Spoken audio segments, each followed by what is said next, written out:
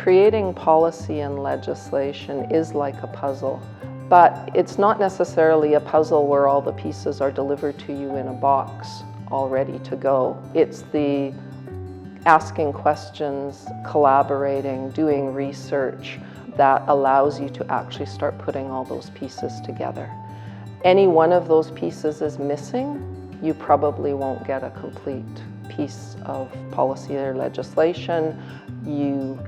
You'll still get something. It won't be as good as what you were hoping for or what you were trying to achieve. Local government law is the stuff that directly affects each of us as individuals on a daily basis, from our fire departments and police services to the zoning bylaws, the things that affect you and I daily. Nicola has contributed to the development of local government legislation in that she has particular expertise in studying and analyzing the various forms of local government and how to make them more effective and efficient and honest. I actually think that the things about this work that are important to me are mostly the same as the things that motivate me. So it starts with a belief that thoughtful public policy matters and is important, and then that the people that build that public policy are very important as well. So in other words, there's public servants that are working every day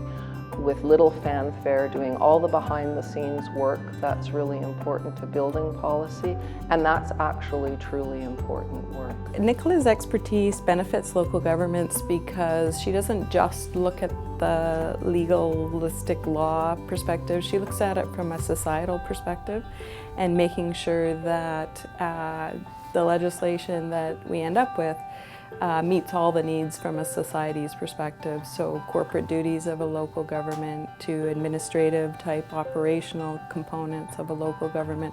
So it's really a comprehensive perspective and an outcome that Nicola brings to her work. There are few policy and legislative shop leads that I have ever worked with of Nicola's caliber. She is in my elite club.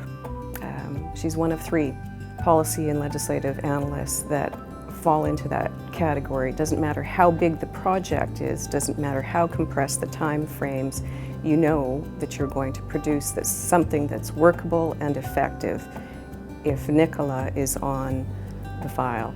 What I'm very proud of is being part of and contributing to an environment that's valued knowledge and teaching. We put a lot of effort into bringing in co-op students whenever we could, giving them real work to do, real projects to jump into, and then putting time and energy into giving them feedback and showing them the ropes. I've had the privilege of knowing Nicola for over 10 years, and I started off as a co-op student, and I've learned a lot from her.